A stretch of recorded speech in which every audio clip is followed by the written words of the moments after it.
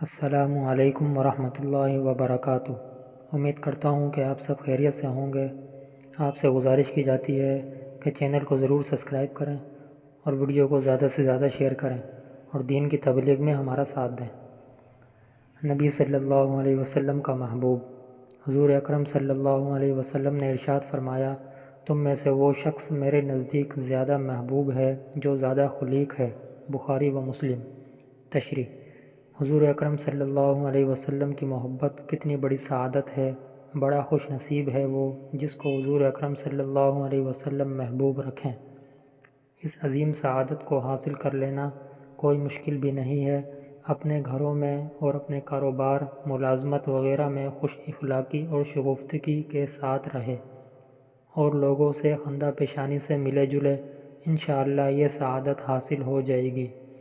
البتہ یہ یاد رکھنا چاہیے کہ خوش اخلاقی کا یہ مطلب نہیں کہ کسی غلط بات کو محض رواداری میں صحیح مان لے اور کسی برائی کو منع نہ کرے اور حق و باطل کا فرق ختم کر دے، بلکہ ایسے مواقع میں صحیح بات اور درست چیز کا اظہار کر دینا ضروری ہے۔